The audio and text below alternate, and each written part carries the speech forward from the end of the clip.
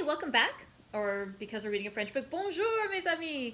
I'm Christina, the manager of the PB Library, and I'm happy to read together with you today for another day of our read-along together of the Count of Monte Cristo by Alexandre Dumas. Today, we have 3 chapters to read together. I decided it was going to be a really heavy reading day because it was good stuff, and I wasn't sure where to break it up. To that end, I will go quickly. Today, the tea that I'm drinking is just a standard Earl Grey tea. Oh no! I don't know if you saw that. I had a little drippage there.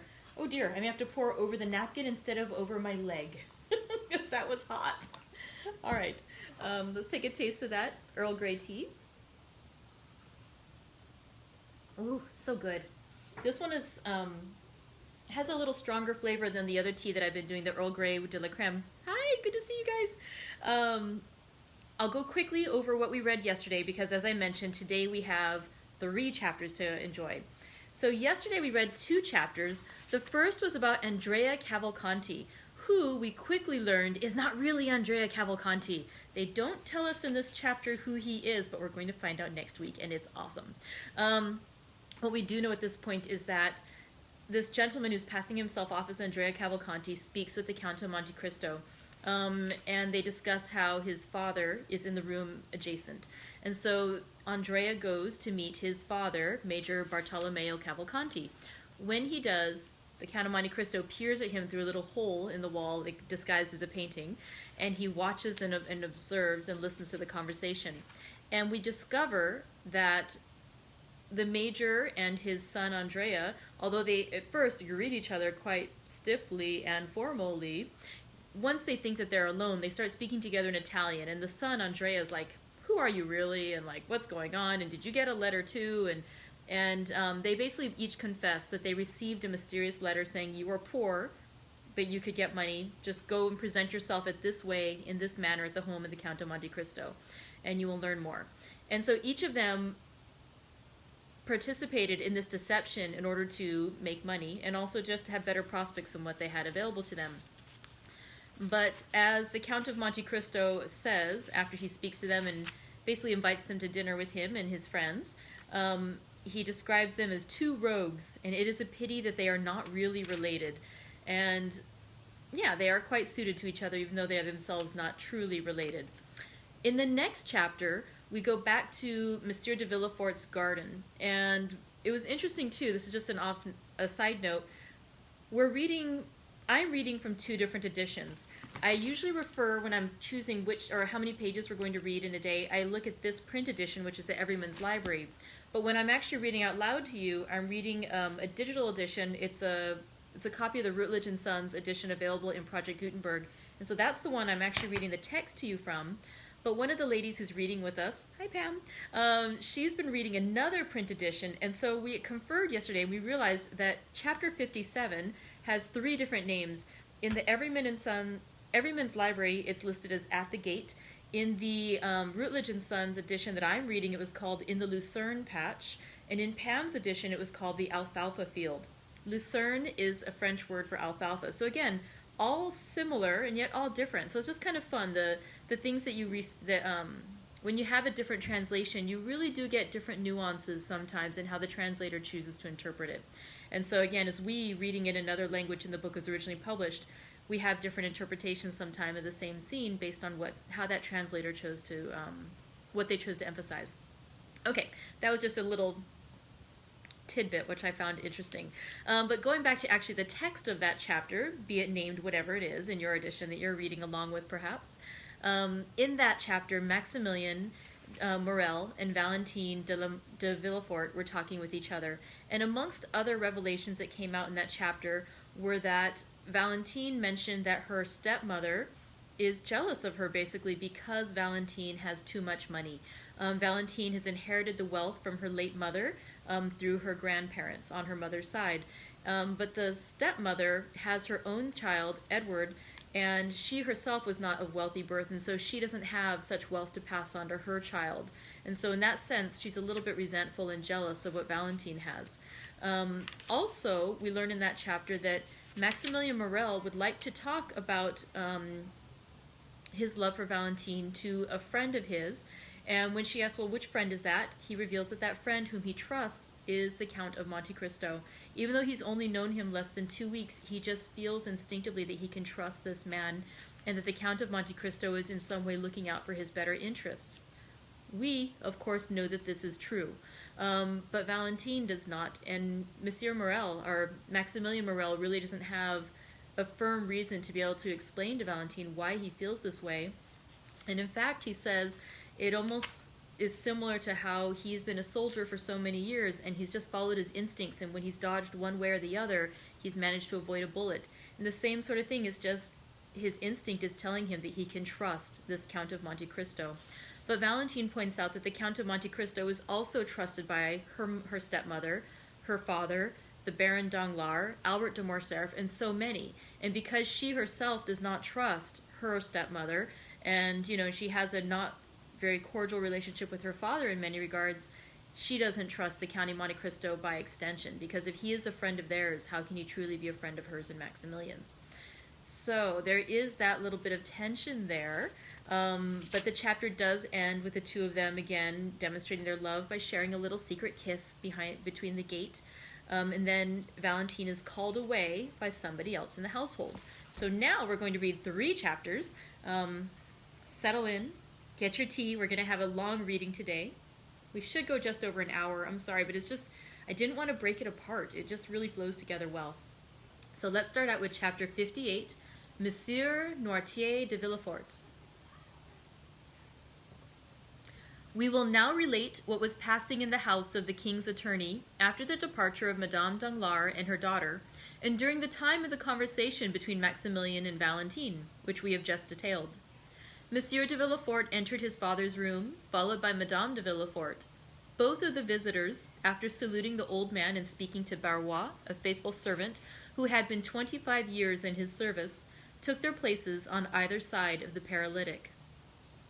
Monsieur Norte was sitting in an armchair which moved upon casters, in which he was wheeled into the room in the morning and in the same way drawn out again at night. He was placed before a large glass which reflected the whole apartment, and so, without any attempt to move, which would have been impossible, he could see all who entered the room and everything which was going on around him. Monsieur Norte, although almost as immovable as a corpse, looked at the newcomers with a quick and intelligent expression, perceiving at once by their ceremonious courtesy that they were come on business of an unexpected and official character. Sight and hearing were the only senses remaining, and they, like 2 solitary sparks, remained to animate the miserable body which seemed fit for nothing but the grave. It was only, however, by means of one of these senses that he could reveal the thoughts and feelings that still occupied his mind. And the look by which he gave expression to his inner life was like the distant gleam of a candle, which a traveler sees by night across some desert place, and knows that a living being dwells beyond the silence and obscurity. Noirtier's hair was long and white and flowed over his shoulders, while in his eyes, shaded by thick black lashes, was concentrated, as it often happens with an organ which is used to the exclusion of the others, all the activity, address, force, and intelligence which were formerly diffused over his whole body. And so, although the movement of the arm, the sound of the voice, and the agility of the body were wanting, the speaking eye sufficed for all. He commanded with it. It was the medium through which his thanks were conveyed. In short, his whole appearance produced on the mind the impression of a corpse with living eyes, and nothing could be more startling than to observe the expression of anger or joy suddenly lighting up these organs, while the rest of the rigid and marble-like features were utterly deprived of the power of participation. 3 persons only could understand this language of the poor paralytic. These were Villaforte, Valentine, and the old servant of whom we have already spoken. But as Villaforte saw his father but seldom, and then only when absolutely obliged, and as he never took any pains to please or gratify him when he was there, all the old man's happiness was centered in his granddaughter. Valentine, by means of her love, her patience, and her devotion, had learned to read in Noirtier's look all the varied feelings which were passing in his mind. To this dumb language, which was so unintelligible to others, she answered by throwing her whole soul into the expression of her countenance, and in this manner were the conversations sustained between the blooming girl and the helpless invalid, whose body could scarcely be called a living one, but who nevertheless possessed a fund of knowledge and penetration, united with a will as powerful as ever, although clogged by a body rendered utterly incapable of obeying its impulses. Valentine had solved the problem and was able easily to understand his thoughts and to convey her own in return, and through her untiring and devoted assiduity, it was seldom that in the ordinary transactions of everyday life she failed to anticipate the wishes of the living, thinking mind, or the wants of the almost inanimate body. As to the servant, he had, as we have said, been with his master for 25 years. Therefore he knew all his habits, and it was seldom that Noirtier found it necessary to ask for anything, so prompt was he in administering to all the necessities of the invalid. Villaforte did not need the help of either Valentine or the domestic in order to carry on with his father the strange conversation which he was about to begin. As we have said, he perfectly understood the old man's vocabulary, and if he did not use it more often, it was only indifference and ennui which prevented him from doing so.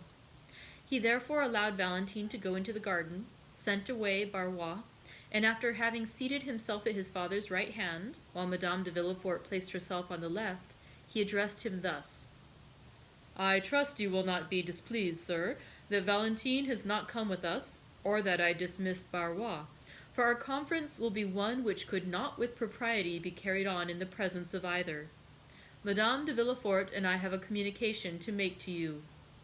Noirtier's face remained perfectly passive during this long preamble, while on the contrary, Villaforte's eye was endeavoring to penetrate into the inmost recesses of the old man's heart. "This communication," continued the procureur, in that cold and decisive tone which seemed at once to preclude all discussion, "will, we are sure, meet with your approbation." The eye of the invalid still retained that vacancy of expression which prevented his son from obtaining any knowledge of the feelings which were passing in his mind. He listened, nothing more. "Sir," resumed Villaforte, "we are thinking of marrying Valentine." Had the old man's face been molded in wax, it could not have shown less emotion at this news than was now to be traced there. "The marriage will take place in less than 3 months," said Villaforte. Noirtier's eyes still retained its inanimate expression. Madame de Villaforte now took her part in the conversation, and added, "We thought this news would possess an interest for you, sir, who have always entertained a great affection for Valentine. It therefore only now remains for us to tell you the name of the young man for whom she is destined. It is one of the most desirable connections which could possibly be formed. He possesses fortune, a high rank in society, and every personal qualification likely to render Valentine supremely happy. His name, moreover, cannot be wholly unknown to you. It is Monsieur Franz de Quesnel, Baron d'Épinay." While his wife was speaking, Villaforte had narrowly watched the old man's countenance. When Madame de Villaforte pronounced the name of Franz, the pupil of Monsieur Noirtier's eye began to dilate, and his eyelids trembled with the same movement that may be perceived on the lips of an individual about to speak, and he darted a lightning glance at Madame de Villaforte and his son.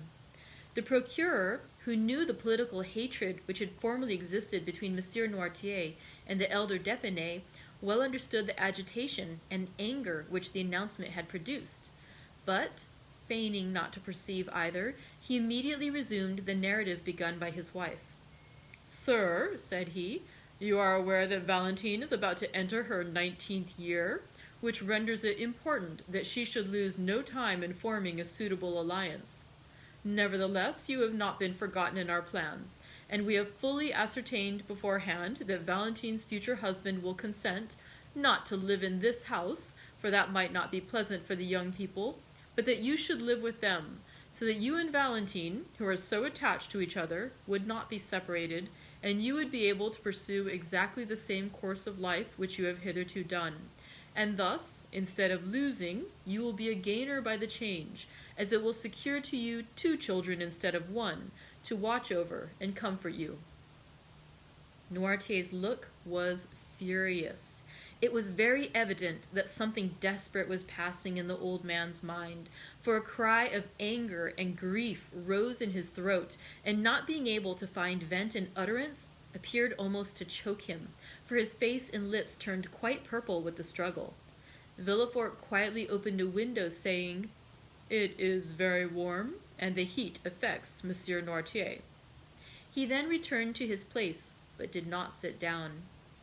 "This marriage," added Madame de Villaforte, "is quite agreeable to the wishes of Monsieur d'Épinay and his family.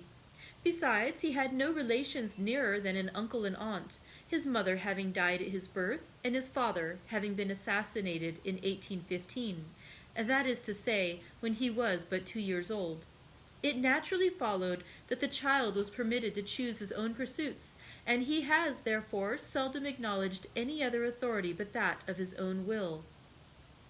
"That assassination was a mysterious affair," said Villaforte, "and the perpetrators have hitherto escaped detection, although suspicion has fallen on the head of more than one person."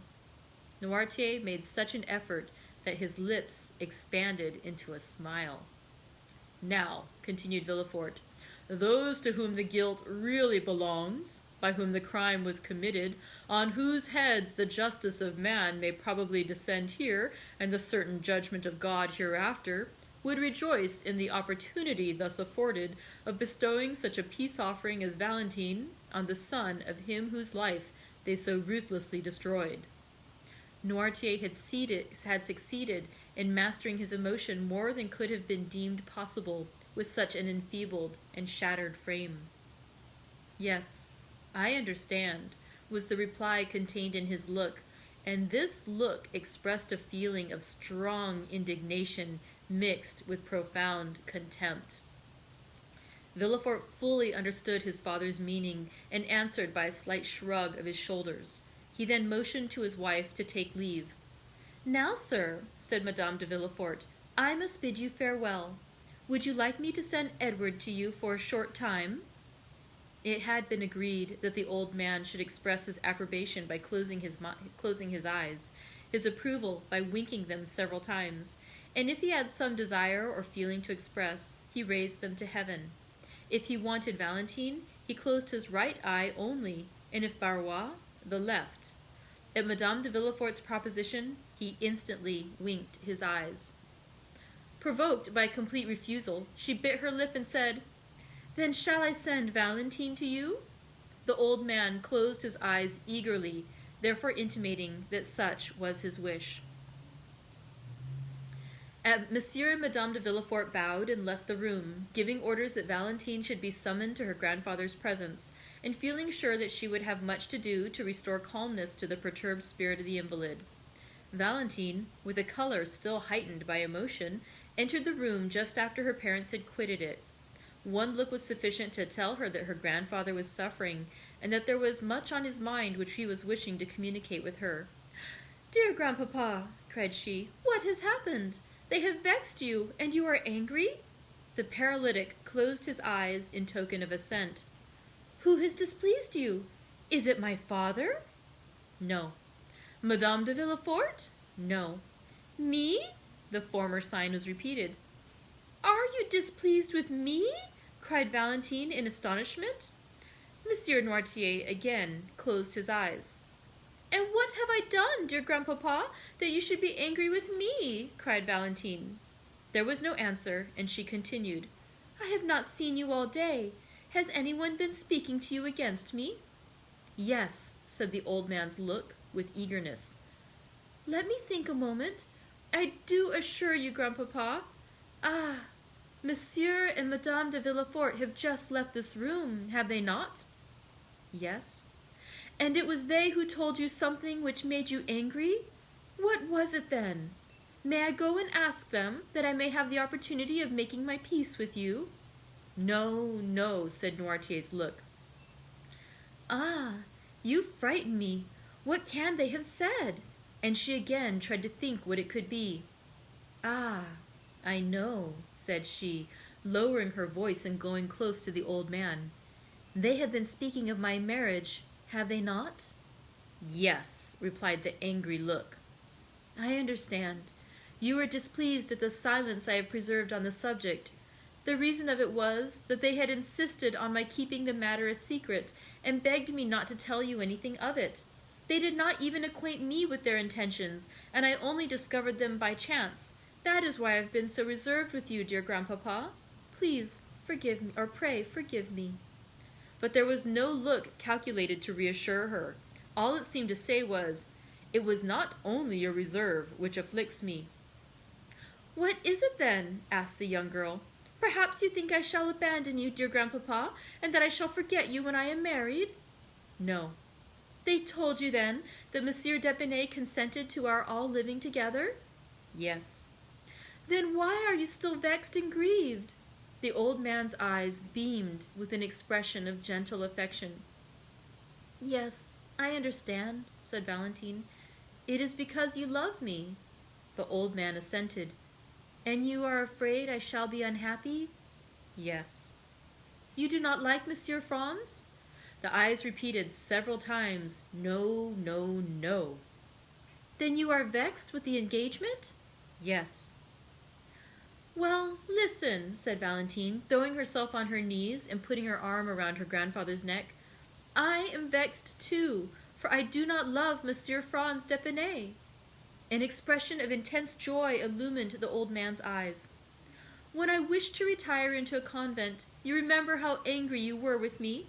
A tear trembled in the eye of the invalid. "Well," continued Valentine, "the reason of my proposing it was that I might escape this hateful marriage, which drives me to despair." Noirtier's breathing came thick and short. "Then the idea of this marriage really grieves you too? Ah, if you could but help me! If we could both together defeat their plan! But you are unable to oppose them. You, whose mind is so quick and whose will is so firm, are nevertheless as weak and unequal to the contest as I am myself. Alas, you, who would have been such a powerful protector to me in the days of your health and strength, can now only sympathize in my joys and sorrows, without being able to take any active part in them. However, this is much, and calls for gratitude, and heaven has not taken away all my blessings when it leaves me your sympathy and kindness." At these words there appeared in Noirtier's eye an expression of such deep meaning that the young girl thought she could read these words there: "You are mistaken. I can still do much for you." "Do you think you can help me, dear grandpapa?" said Valentine. "Yes." Noirtier raised his eyes. It was the sign agreed on between him and Valentine when he wanted something. "What is it you want, dear grandpapa?" said Valentine, and she endeavored to recall to mind all the things which he would be likely to need, and as the ideas presented themselves to her mind, she repeated them aloud. Then, finding that all her efforts elicited nothing but a constant "no," she said, "Come, since this plan does not answer, I will have recourse to another." She then recited all the letters of the alphabet, from A down to N. When she arrived at that letter, the paralytic made her understand that she had spoken the initial letter of the thing he wanted. "Ah," said Valentine, "the thing you desire begins with the letter N. It is with N that we shall have to do then. Well, let me see. What can you want that begins with N? N-A? N-E? N-I? N-O? Yes, yes, yes," said the old man's eye. "Ah, it is N-O, then?" "Yes." Valentine fetched a dictionary, which she placed on a desk before Noirtier.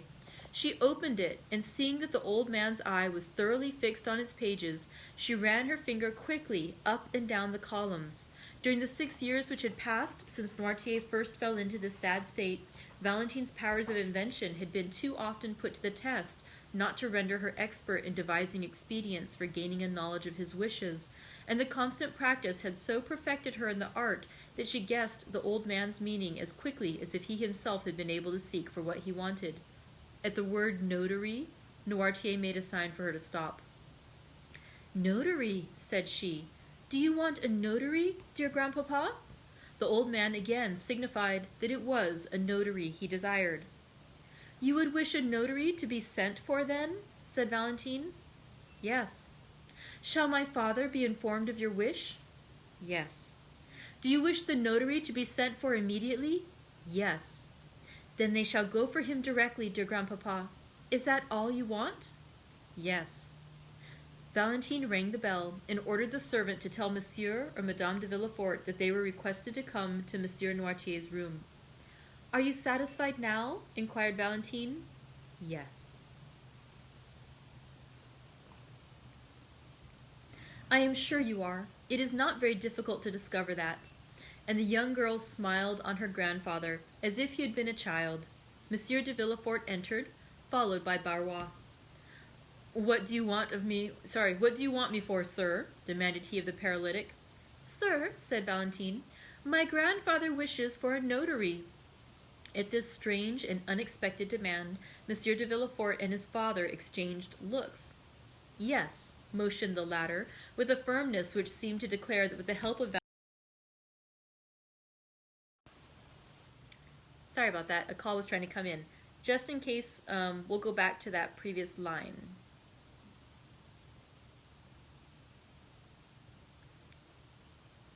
Okay. Sir, said Valentine, my grandfather wishes for a notary. At this strange and unexpected demand, Monsieur de Villaforte and his father exchanged looks. Yes, motioned the latter, with a firmness which seemed to declare that with the help of Valentine and his old servant, who both knew what his wishes were, he was quite prepared to maintain the contest. Do you wish for a notary? Asked Villaforte. Yes. What to do? Noirtier made no answer. What do you want with a notary? Again repeated Villaforte. The invalid's eye remained fixed, by which expression he intended to intimate that his resolution was unalterable. Is it to do us some ill turn? Do you think it is worth while? Said Villaforte. Still, said Barrois, with the freedom and fidelity of an old servant, if Monsieur Noirtier asks for a notary, I suppose he really wishes for a notary. Therefore I shall go at once and fetch one. Barrois acknowledged no master but Noirtier, and never allowed his desires in any way to be contradicted. Yes, I do want a notary, motioned the old man, shutting his eyes with a look of defiance, which seemed to say, and I should like to see the person who dares to refuse my request. You shall have a notary as you absolutely wish for one, sir, said Villaforte, but I shall explain to him your state of health, and make excuses for you, for the scene cannot fail of being a most ridiculous one. Never mind that, said Barrois. I shall go and fetch a notary, nevertheless. And the old servant departed triumphantly on his mission. And now, chapter 59, The Will. As soon as Barrois had left the room, Noirtier looked at Valentine with a malicious expression that said many things.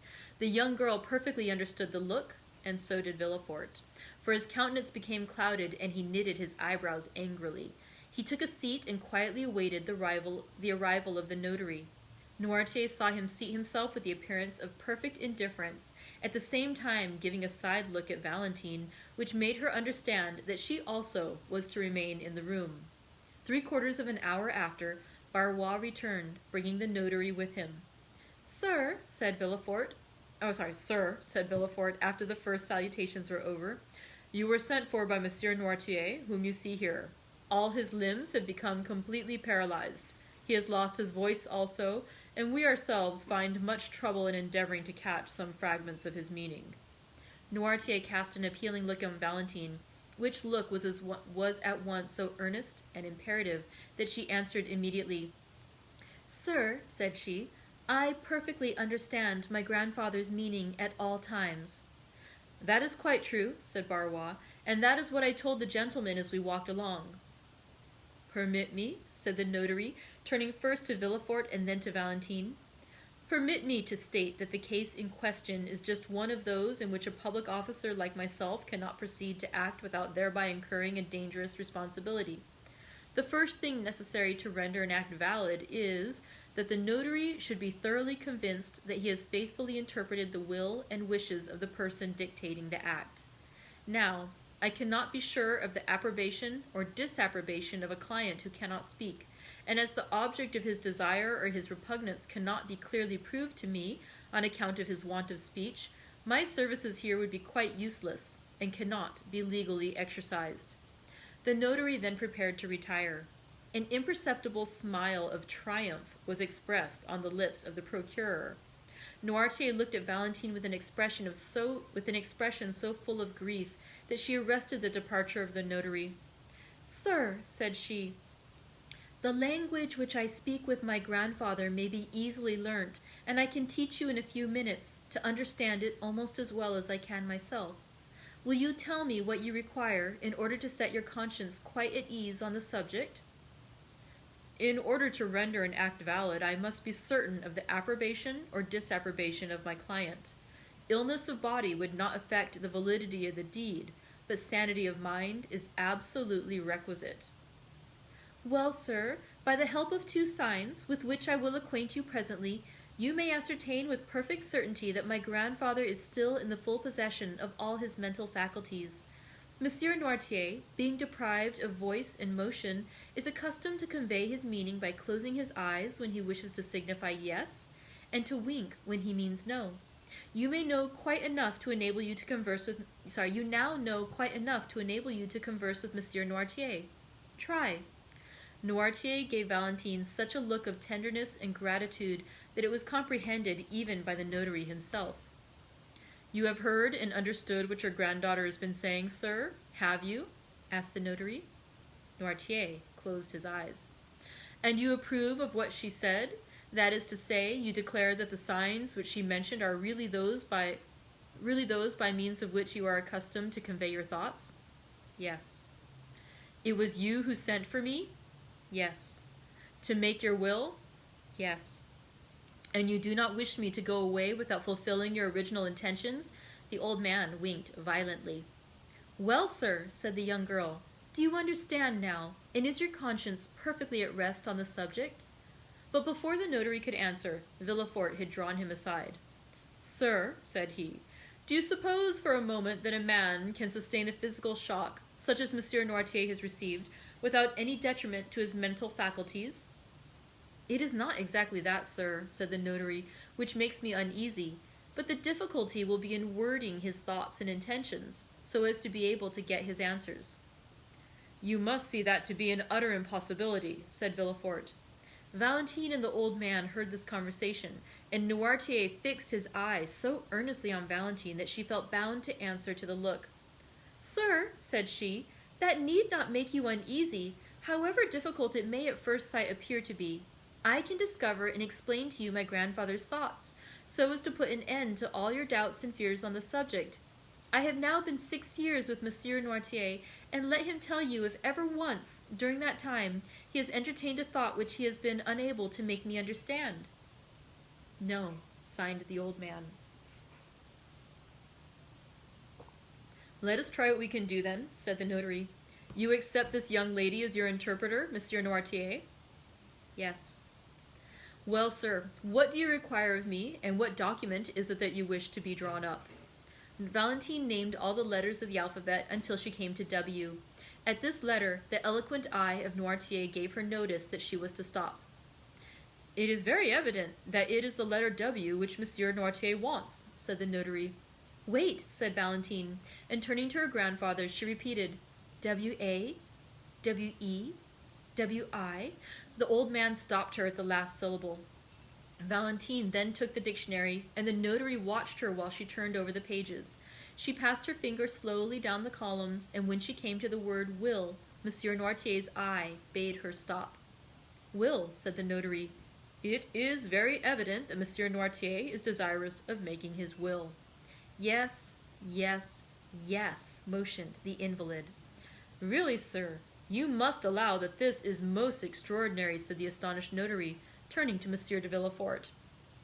"Yes," said the procureur, "and I think the will promises to be yet more extraordinary, for I cannot see how it is to be drawn up without the intervention of Valentine, and she may perhaps be considered as too much interested in its contents to allow her being a suitable interpreter of the obscure and ill-defined wishes of her grandfather." "No, no, no," replied the eye of the paralytic. "What?" said Villaforte. "Do you mean to say that Valentine is not interested in your will?" "No." "Sir," said the notary, whose interest had been greatly excited, and who had resolved on publishing far and wide the account of this extraordinary and picturesque scene, What appeared so impossible to me an hour ago has now become quite easy and practicable, and this may be a perfectly valid will, provided it be read in the presence of 7 witnesses, approved by the testator, and sealed by the notary in the presence of the witnesses. As to the time, it will not require very much more than the generality of wills. There are certain forms necessary to be gone through, and which are always the same. As to the details, the greater part will be furnished afterwards by the state in which we find the affairs of the testator, and by yourself, who, having had the management of them, can doubtless give full information on the subject.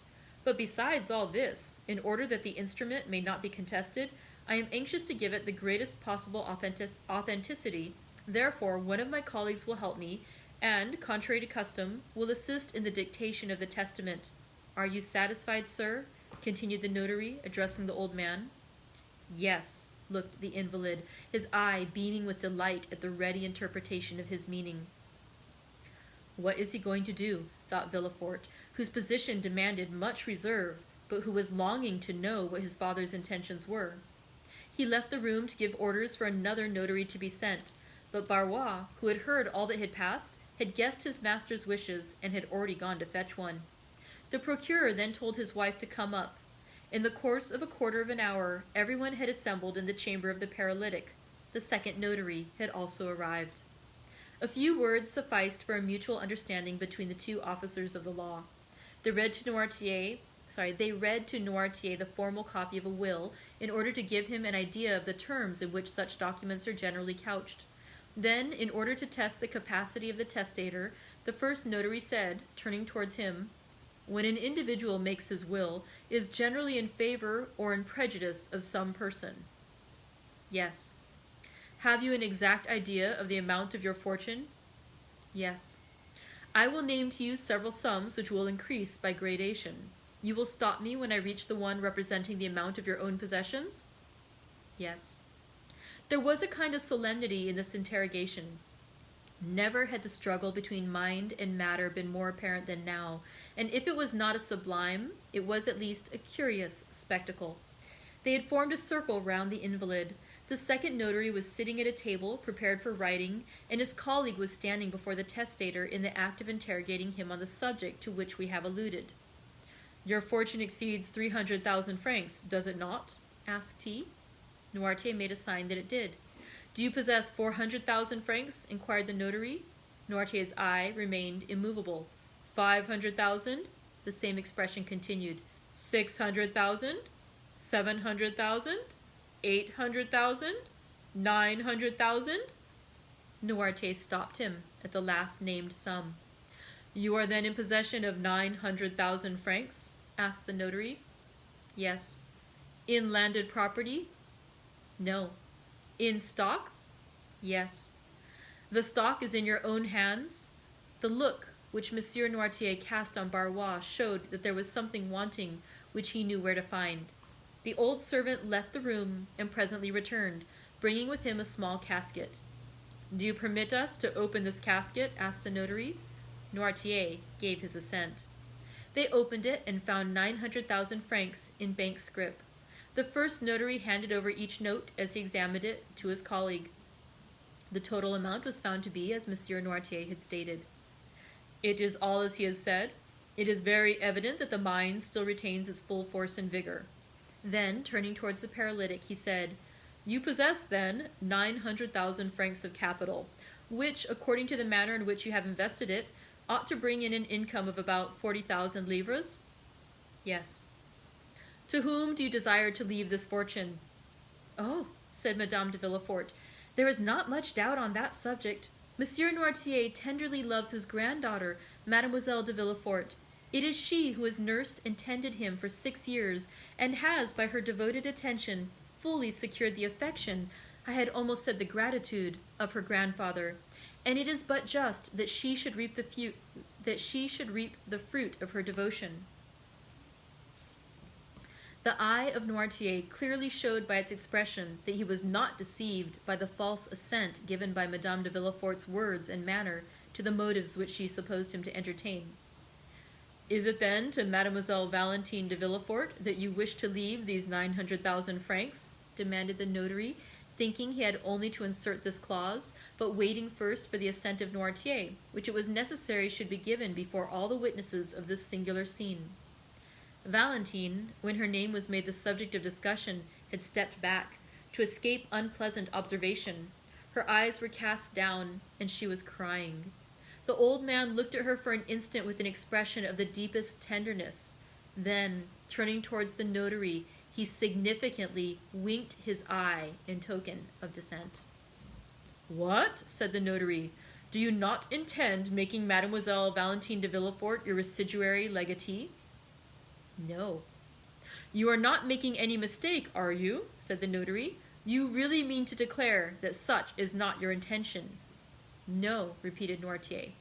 "No." Valentine raised her head, struck dumb with astonishment. It was not so much the conviction that she was disinherited that caused her grief, but her total inability to account for the feelings which had provoked her grandfather to such an act. But Noirtier looked at her with so much affectionate tenderness that she exclaimed, "Oh, grandpapa, I see now that it is only your fortune of which you deprive me. You still leave me the love which I have always enjoyed?" "Ah, yes, most assuredly," said the eyes of the paralytic, for he closed them with an expression which Valentine could not mistake. Thank you," murmured she. The old man's declaration that Valentine was not the destined inheritor of his fortune had excited the hopes of Madame de Villaforte. She gradually approached the invalid and said, "Then doubtless, dear Monsieur Noirtier, you intend leaving your fortune to your grandson, Edward de Villaforte?" The winking of the eyes which answered the speech was most decided and terrible, and expressed a feeling almost amounting to hatred.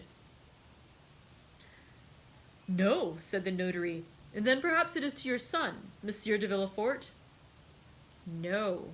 The two notaries looked at each other in mute astonishment and inquiry as to what were the real intentions of the testator.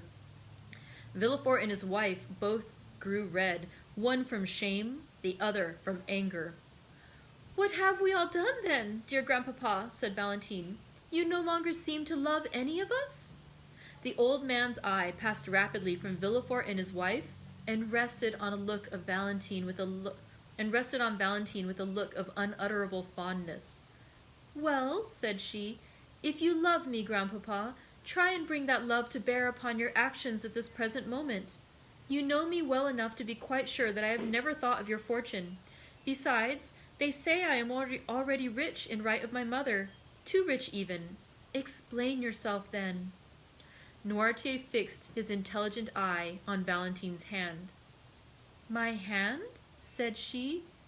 "Yes." "Her hand!" exclaimed everyone. "Oh, gentlemen, you see it is all useless, and that my father's mind is really impaired," said Villaforte. "Ah!" cried Valentine suddenly. "I understand. It is my marriage you mean, is it not, dear grandpapa?" Yes, sighed the paralytic, casting on Valentine a look of joyful gratitude for having guessed his meaning. "You are angry with all of us on account of this marriage, are you not?" "Yes." "Really, this is too absurd," said Villaforte. "Excuse me, sir," replied the notary.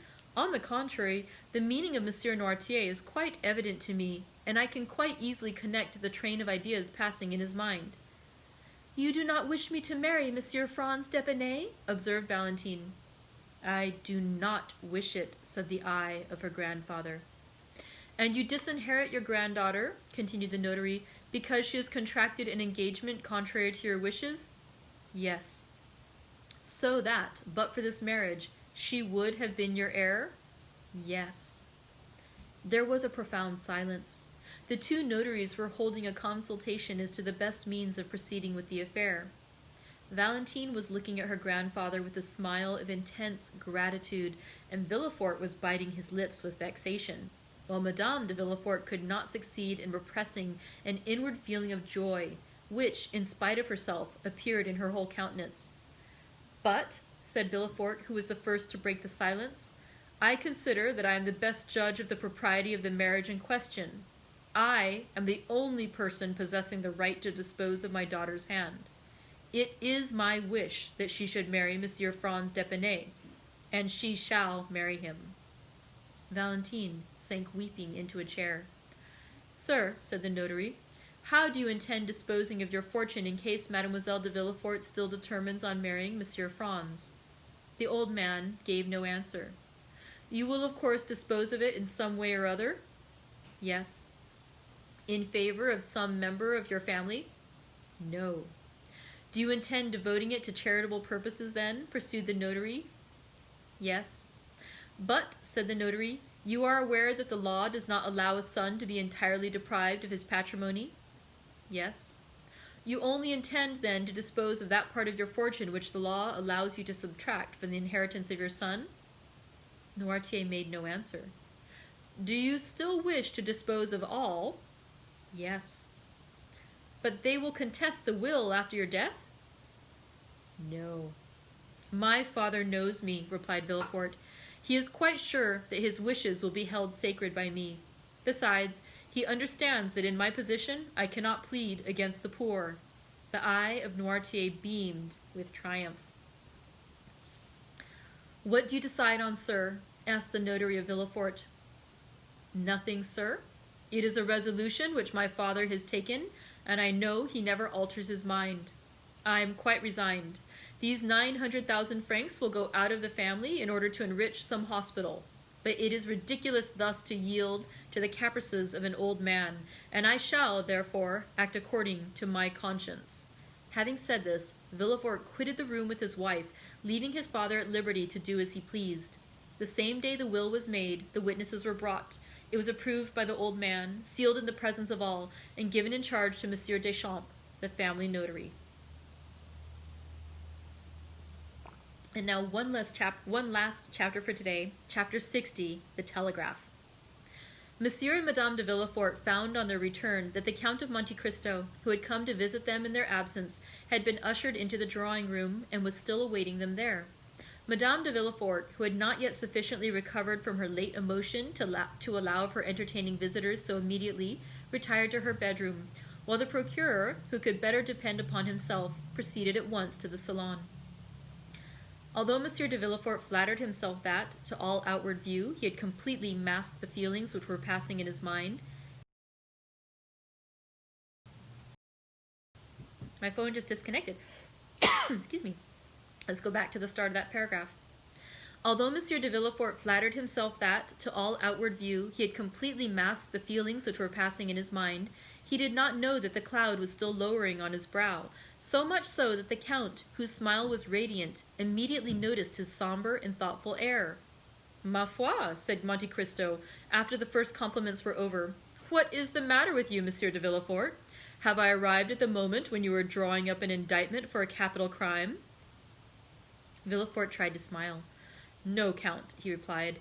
"I am the only victim in this case. It is I who lose my cause, and it is ill luck, obstinacy, and folly which have caused it to be decided against me." "To what do you refer?" said Monte Cristo with well-feigned interest. "Have you really met with some great misfortune?"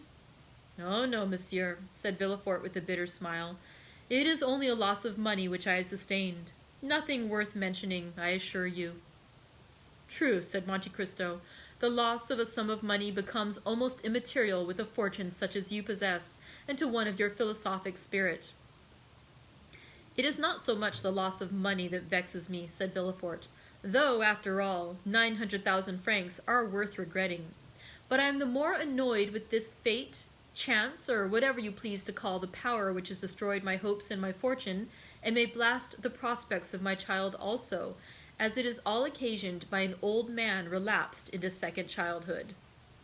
"What do you say?" said the Count. 900,000 francs? It is indeed a sum which might be regretted even by a philosopher. And who is the cause of all this annoyance?" "My father, as I told you." "Monsieur Noirtier? But I thought you told me he had become entirely paralyzed, and that all his faculties were completely destroyed." "Yes, his bodily faculties, for he can neither move nor speak. Nevertheless, he thinks, acts, and wills in the manner I have described. I left him about 5 minutes ago, and he is now occupied in dictating his will to 2 notaries." "But to do this he must have spoken." "He has done better than that. He has made himself understood." How was such a thing possible? By the help of his eyes, which are still full of life, and as you perceive, possess the power of inflicting mortal injury. My dear, said Madame de Villaforte, who had just entered the room, perhaps you exaggerate the evil. Good morning, madame, said the Count, bowing. Madame de Villaforte acknowledged the salutation with one of her most gracious smiles. What is this that Monsieur de Villaforte has been telling me? Demanded Monte Cristo. And what incomprehensible misfortune? Incomprehensible is the word, interrupted the procureur, shrugging his shoulders. It is an old man's caprice. And is there no means of making him revoke his decision? Yes, said Madame de Villaforte, and it is still entirely in the power of my husband to cause the will, which is now in prejudice of Valentine, to be altered in her favor. The Count, who perceived that Monsieur and Madame de Villaforte were beginning to speak in parables, appeared to pay no attention to the conversation, and feigned to be busily engaged in watching Edward, who was mischievously pouring some ink into the bird's water-glass. My dear, said Villaforte, in answer to his wife, you know I have never been accustomed to play the patriarch in my family, nor have I ever considered that the fate of a universe was to be decided by my nod. Nevertheless, it is necessary that my will should be respected in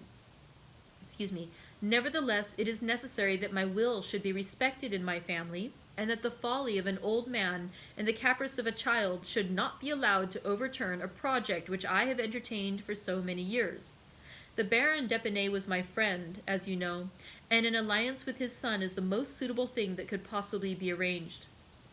Do you think, said Madame de Villaforte, that Valentine is in league with him?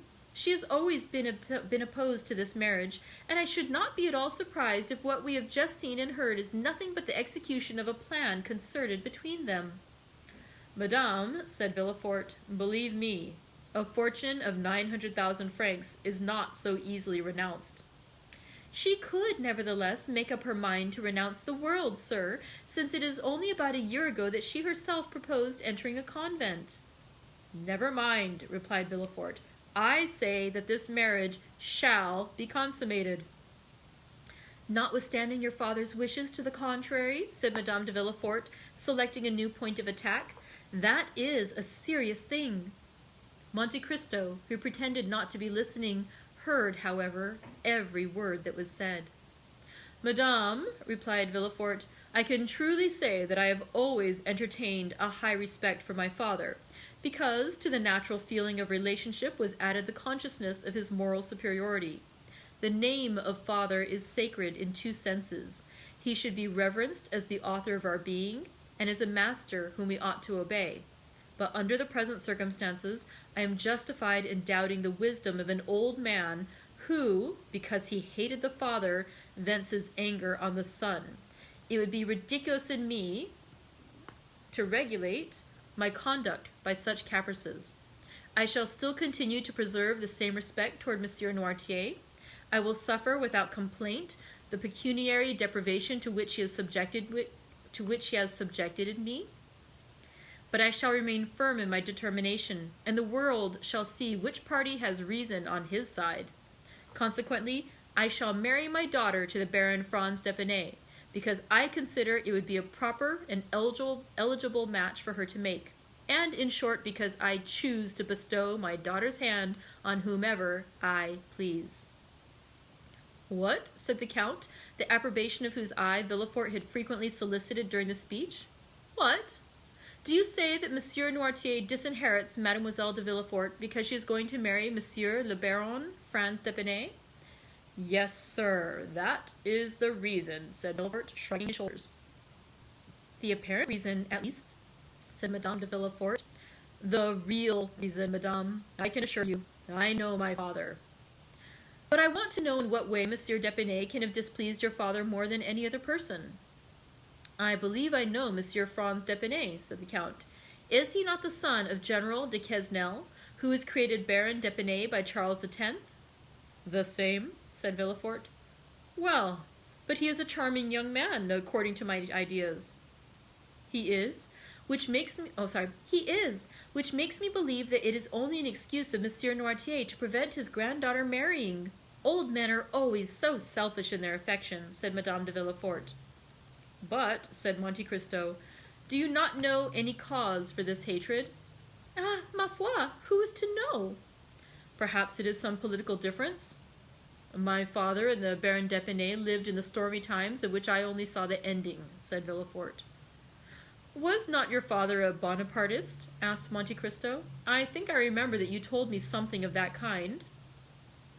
My father has been a Jacobin more than anything else, said Villaforte, carried by his emotion beyond the bounds of prudence, and the senator's robe, which Napoleon cast on his shoulders, only served to disguise the old man without in any degree changing him. When my father conspired, it was not for the emperor, it was against the Bourbons. For Monsieur Noirtier possessed this peculiarity.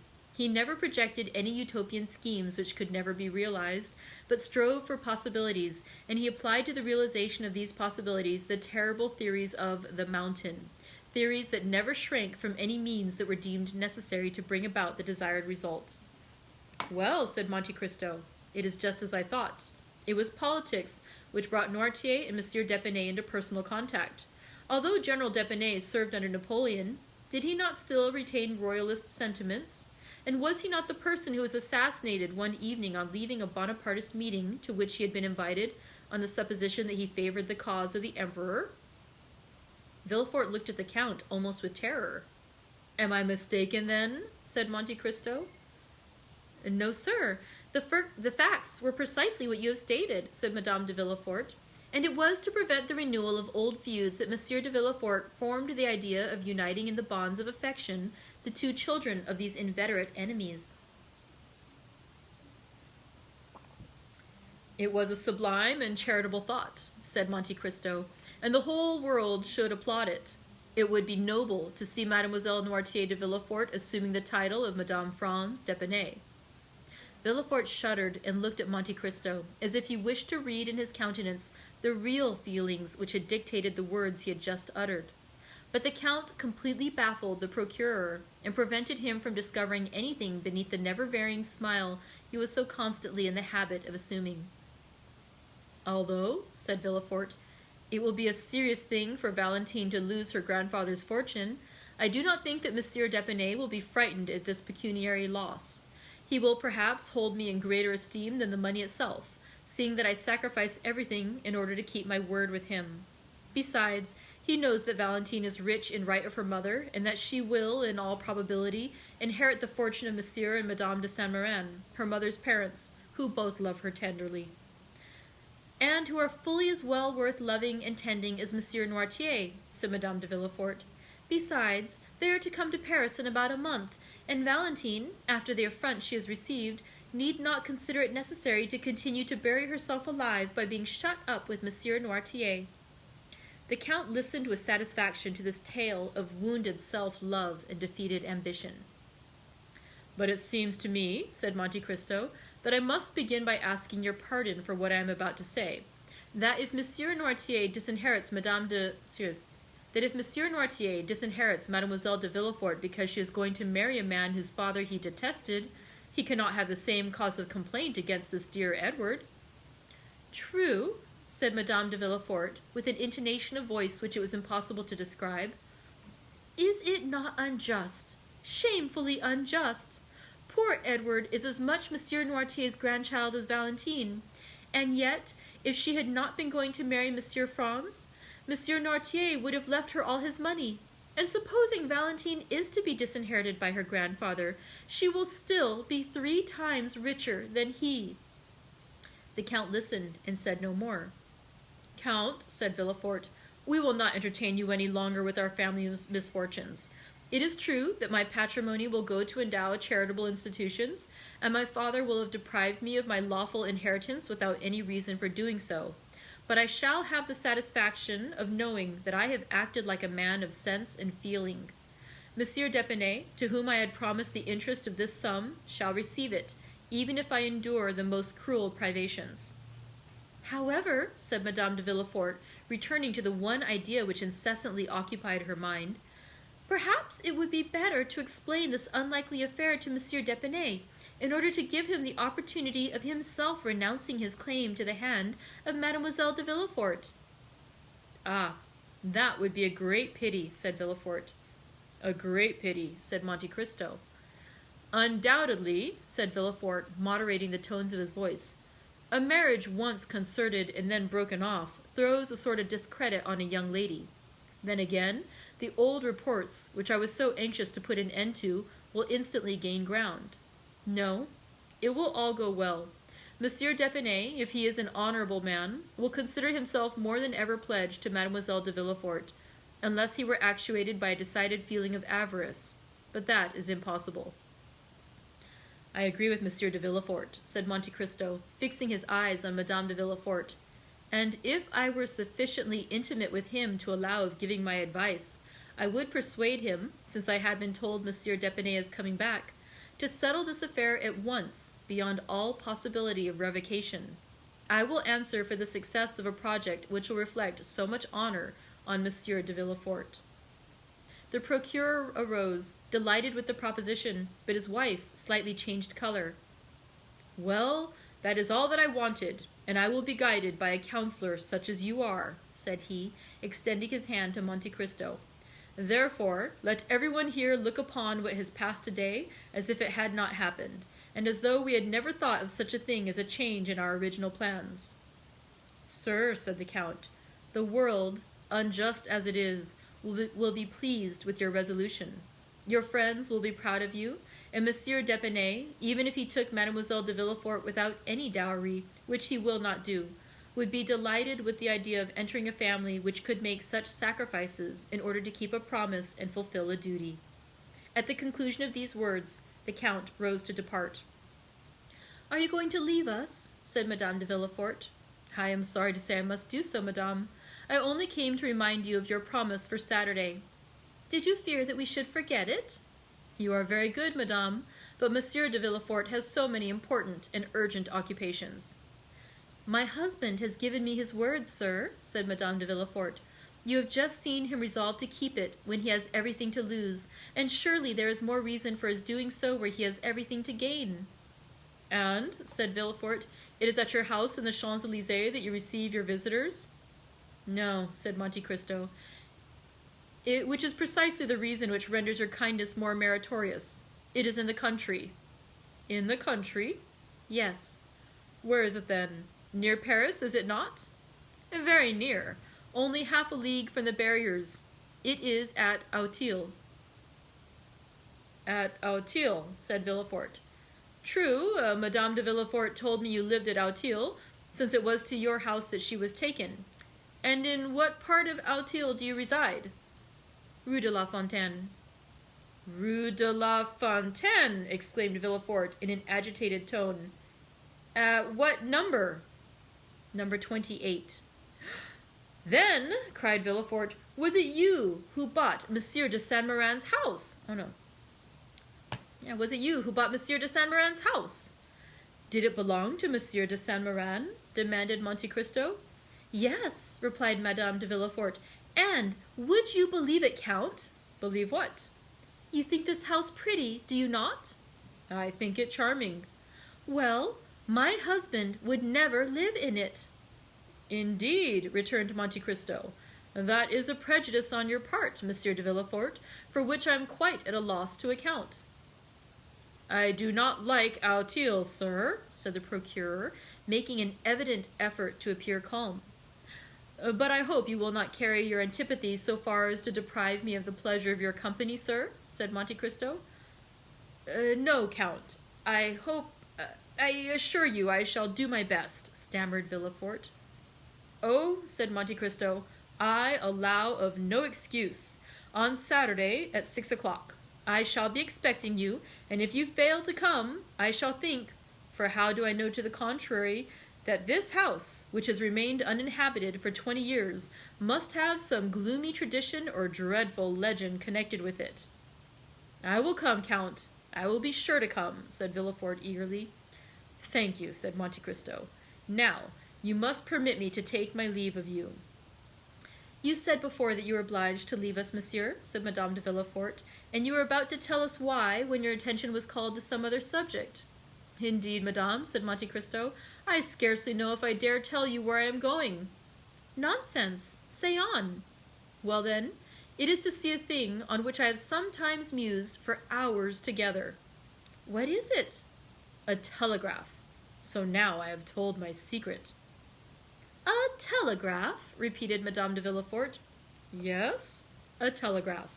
I had often seen one placed at the end of a road on a hillock, and in the light of the sun its black arms, bending in every direction, always reminded me of the claws of an immense beetle, and I assure you it was never without emotion that I gazed on it, for I could not help thinking how wonderful it was that these various signs should be made to cleave the air with such precision as to convey to the distance of 300 leagues the ideas and wishes of a man sitting at a table at one end of the line to another man similarly placed at the opposite extremity, and all this effected by a simple act of volition on the part of the sender of the message.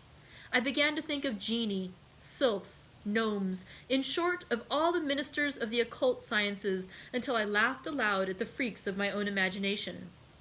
Now, it never occurred to me to wish for a nearer inspection of these large insects with their long black claws, for I always feared to find upon their stone wings some little human genius fagged to death with cabals, factions, and government intrigues.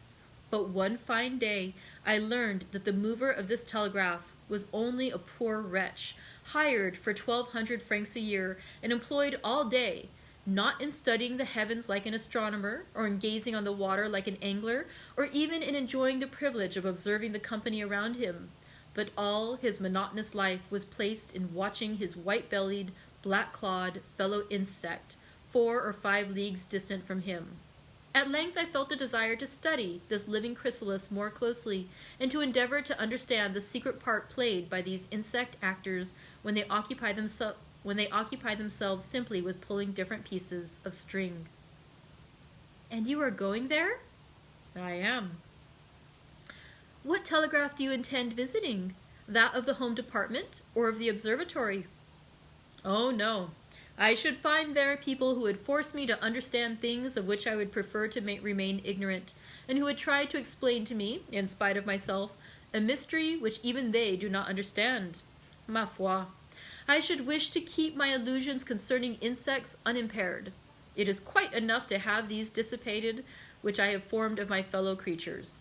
I shall therefore not visit either of these telegraphs, but one in the open country where I shall find a good-natured simpleton who knows no more than the machine he is employed to work.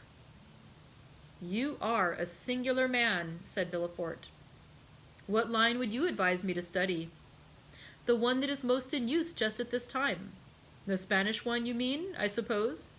Yes. Should you like a letter to the minister that they might explain to you? No, said Monte Cristo, since, as I told you before, I do not wish to comprehend it. The moment I understand it, there will no longer exist a telegraph for me. It will be nothing more than a sign from Monsieur Duchâtel or from Monsieur Montalivet, transmitted to the prefect of Bayonne, mystified by 2 Greek words, tele and graphein. It is the insect with black claws, and the awful word which I wish to retain in my imagination in all its purity and all its importance. Go then, for in the course of 2 hours it will be dark, and you will not be able to see anything. Ma foi, you frighten me. Which is the nearest way? Bayonne? Yes, the road to Bayonne. And afterwards, the road to Châtillon? Yes. By the tower of Montlhéry, you mean? Yes. Thank you. Goodbye. On Saturday, I will tell you my impressions concerning the telegraph. At the door, the Count was met by 2 notaries who had just completed the act which was to disinherit Valentine, and who were leaving under the conviction of having done a thing which could not fail of redounding considerably to their credit. And that concludes our 3 chapters today, all dealing with the machinations surrounding the estate of Monsieur Norte. We'll discuss it a little bit tomorrow before we read our 2 chapters. Thank you very much for joining me today. I hope you have a great rest of your afternoon and evening. I'll see you tomorrow. Bye.